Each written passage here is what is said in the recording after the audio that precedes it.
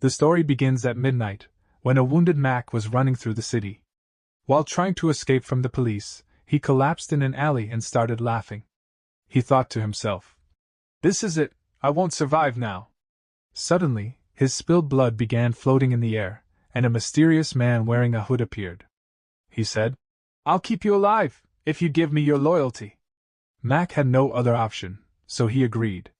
That stranger lifted him up with his powers, and then something strange happened. Mac's body began to glow. He screamed in pain. When the police arrived at the alley, all they found was blood dripping down the wall.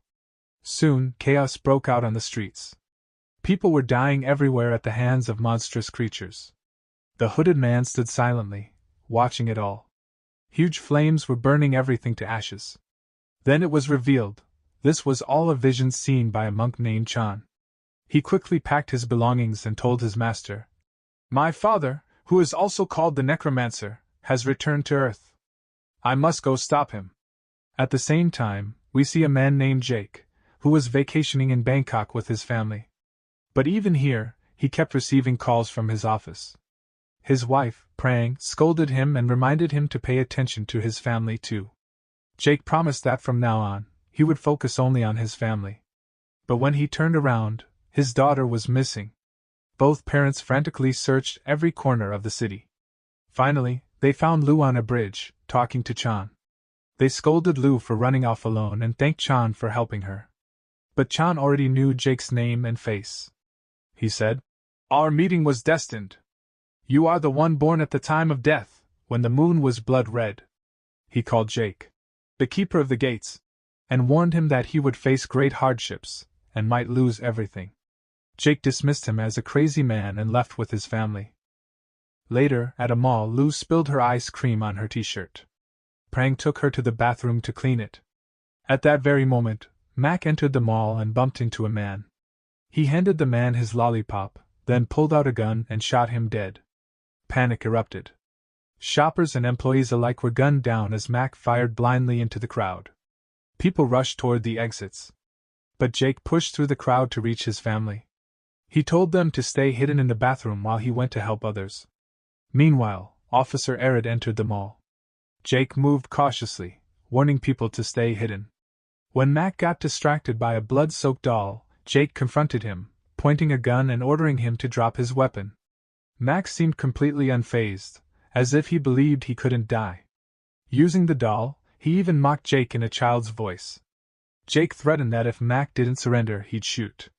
Suddenly, Mac opened fire, forcing Jake to take cover again. Nearby, a crying girl tried calling for help on her phone, but Mac shot her dead in an instant. Outside, police and firefighters surrounded the mall. Jake taunted Mac, calling him insane, to distract him. Seizing the moment, Jake quickly fired a shot, bringing Mac to his knees. Officer Arid arrived from behind. But Mac still appeared indifferent, as if bullets had no effect on him. He even thanked Jake for killing him, saying his mission was now complete and the keeper has returned. Suddenly, Mac's body ignited and exploded. The entire building shook. Smoke above the mall formed into a roaring skull, and fire spread to every corner of the city. Prang pulled Lu out of the bathroom, and the two ran for their lives. But a fire truck crashed in front of them, and chaos spread as people began attacking each other. A firefighter even stabbed a man with a knife. With no other option, Prang and Lu ran back into the mall. They moved carefully, hiding from the madness around them. They saw a man repeatedly smashing someone's head on a counter, while a corpse lay on the front desk. Suddenly, another deranged man lunged at them from the corner. Prang struck him with a mannequin, smashing his head with its plastic arm. Then Prang and Lu ran toward the escalator. But more crazed people chased them. Prang sat Lu on the side of the escalator, letting her slide down while she herself ran down the stairs, fighting attackers with the mannequin's arm. Lu reached the bottom safely, but a man grabbed her. In panic, Prang knocked one enemy down, killed another, and rescued her daughter. The two ran together and reached a door. Just then, a bus stopped nearby. But as soon as the driver stepped out, someone immediately attacked him. The fight had begun. Prang was desperately trying to survive with her daughter, but all around them there was chaos, violence, weapons, fire, and car crashes. After running for a long time, they hid inside a grocery store. Prang's mobile phone wasn't working, so she carefully sneaked to the store's phone. She didn't notice the corpse lying on the counter. But that phone too wasn't working. Suddenly, a terrifying man entered the shop. He threw some items on the floor and then examined the corpse. Then he looked around, as if searching for someone. Lou was hiding and moving cautiously to avoid him. But when a body suddenly crashed into the window outside, Lou screamed in fear. The stranger saw her. Just as he was about to attack, Prang came from behind and killed him. Meanwhile, Jake and Eric regained consciousness, wondering how they survived being so close to the blast. They noticed there were no bodies around them. Jake spotted a man standing nearby, but in the blink of an eye, he vanished. Eric found some bloodstains and realized they were very old. As they followed strange noises, they saw a woman holding a knife. She turned, revealing a terrifying face, and lunged at Eric, stabbing him to death. Jake fired at her, but the bullets had no effect. The woman attacked him, and a fight broke out. With great struggle, Jake slammed her head hard and knocked her unconscious. He ran away to hide, but the woman quickly regained her senses and began searching for him. Suddenly, her limbs stretched unnaturally long, and she started crawling on the ceiling. Jake kept sneaking around, but she found him and dragged him out. Jake fired again, but she was unaffected and now tried to stab him as well. Panicking, Jake shoved her with all his strength and escaped once more. He rushed into the bathroom, but his family wasn't there. Searching through the rest of the mall, Jake saw that all the food had rotted. Suddenly, the woman attacked again. Jake struck her with a chair to escape, but she blocked his path. So he tied her with hanging wires and fastened her with a decorative item. He struck her several times, but nothing worked. Finally, he left her bound and ran away. Meanwhile, Prang Lu left the store and reached the bus station, where people were still attacking each other. They tried to sneak out. A man blocked their way, so they crawled under a bus to escape. Lu spotted a vehicle where some normal people were calling them over. She waited for the right moment, then ran toward the car. The driver said the bus could run, but its keys had fallen outside, and no one dared to fetch them. Prang immediately ran, picked up the keys, but as she returned, 2 madmen dragged her back. Crying, Lu tried to hold her mother's hand, but it slipped away. At that moment, a passenger bravely came out and fought off the attackers, rescuing Prang. She rushed back to her daughter and gave the keys to the driver. Finally, the bus started, but the brave passenger was killed by the maniacs he had fought. The bus couldn't go far because abandoned vehicles blocked the road. So Prang and Lu continued on foot. After a while, they reached their hotel, but even there, corpses were everywhere. Upstairs, they saw a man fighting with a woman, and then coming toward them. Prang used a trolley bag as a shield and shoved him away. At the end of the corridor, they saw another man. Prang grabbed a bottle and smashed it on his head. Finally, she and Lu reached their room and breathed a sigh of relief. Looking out the window, they saw the entire city burning. Prang tried the room phone, but it wasn't working either. Meanwhile, Jake was wandering alone in the mall. He saw all the screens had gone static. Suddenly, he noticed the woman he had tied up was still alive and searching for him. She walked toward a bloodstorm-like portal and entered it. Jake decided to follow her.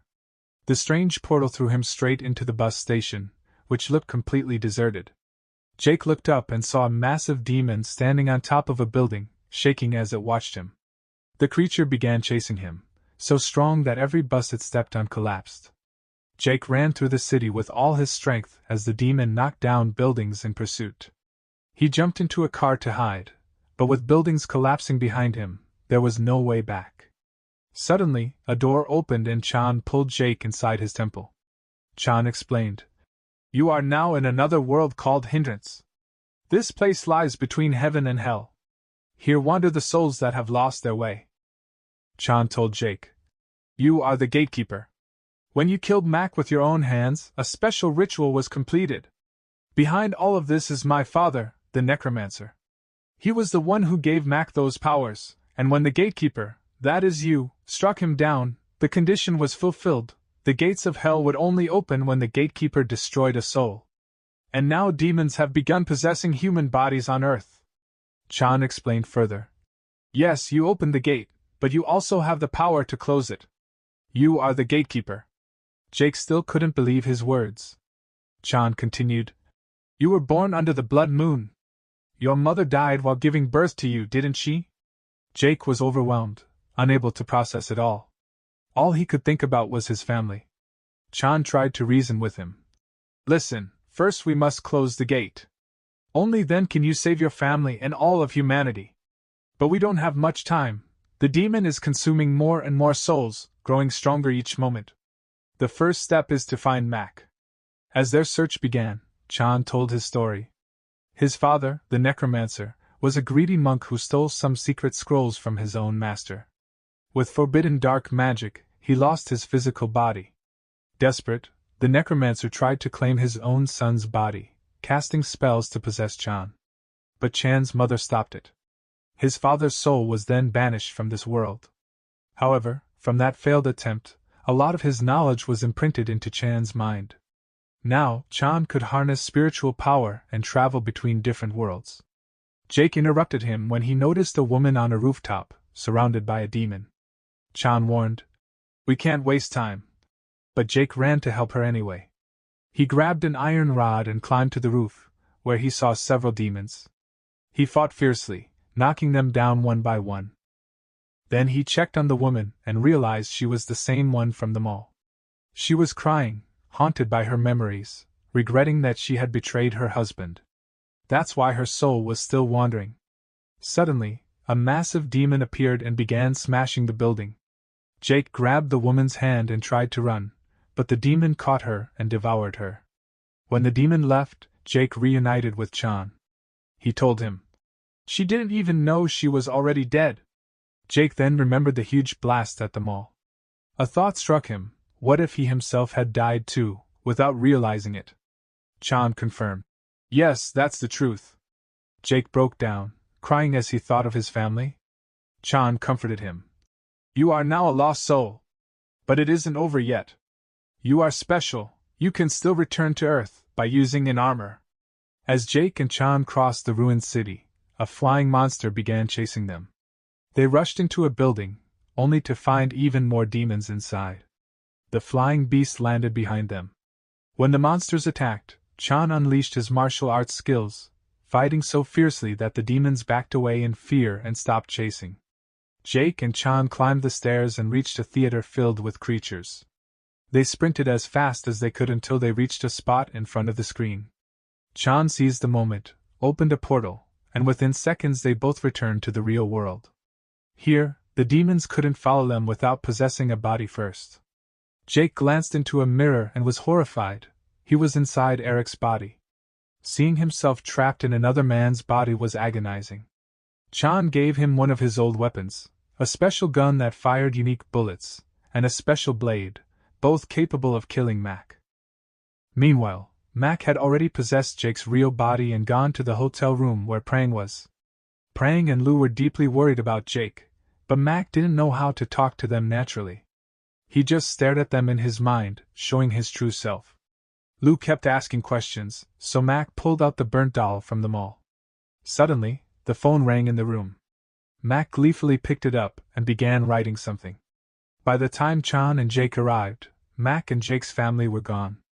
Only the doll remained. Near the phone, Chan found Mac's note. Just then, Jake heard Lou's scream. She was crying for help. He looked out the window and saw Lou near the pool. Jake rushed out of the hotel. But when Prang and Lou saw him, they were terrified. They thought this strange man was someone they didn't even know. Why is Frank acting this way with us? Taking advantage of the moment, Mac struck Jake from behind and knocked him down. Then Mac pinned Jake to the ground and said he would steal his life and his family. He also told Jake that he was a terrible father and a terrible husband because he only focused on his work, never choosing his family.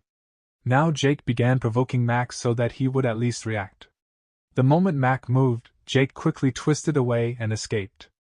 A fight broke out between them, both kept punching and kicking each other. When Jake tried to use that special kind of gun, Mac instantly knocked the weapon out of his hand, and the two of them fell into the pool. The fight continued underwater. Jake pulled out his special knife, but just as he was about to stab Mac, Frank pointed that special gun at both of them and ordered them to stop immediately. Both of them kept claiming to be the real Jake, and Frank got confused, not knowing who to believe. Lou asked for proof. What's the special sign her father always uses when making a promise? Jake, inside Eric's body, made the same gesture. Frank fired the gun, but by mistake, the bullet hit Jake. His soul was immediately pulled back into Hindrance, where a ghost bit him. In the real world, Mac, using Jake's body, snatched the gun away from Frank. Lou screamed, saying, "This is not my real dad!" Suddenly, a blood portal opened on the wall, and Mac told them to quickly follow him. Meanwhile, in Hindrance, Shane rescued Jake's soul. Jake still had the letter Mac had left in the hotel room.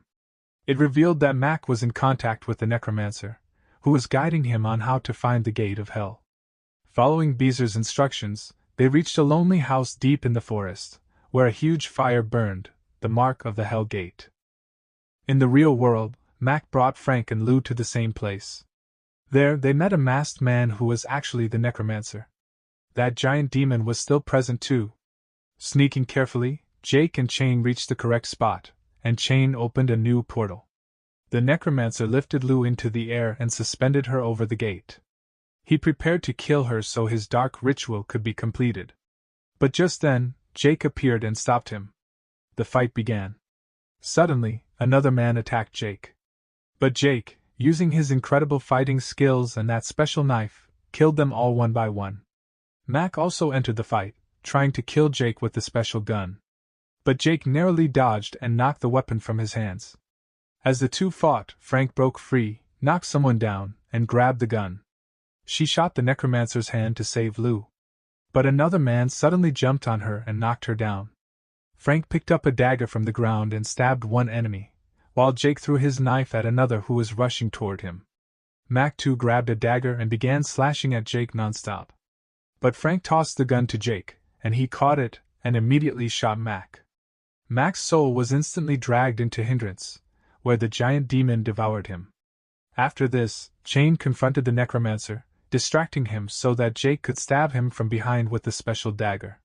Before dying, the necromancer revealed that there was only one way to close the gate. Jake would have to cross it himself. Shane admitted that he had tried to find another way but failed. Jake accepted his fate. He said goodbye to his family, apologizing for always being lost in his work and not spending more time with them. He hugged them one last time and walked toward the fiery gate, which pulled him straight into hell. As his body crossed to the other side, it burned away, and the gate closed. The world returned to normal. Frank dropped Lou at her grandmother's house. But Frank made a vow: she would do anything to bring her husband back. There had to be a way. And with that, the story ends. If you liked the video, don't forget to like it and subscribe to the channel.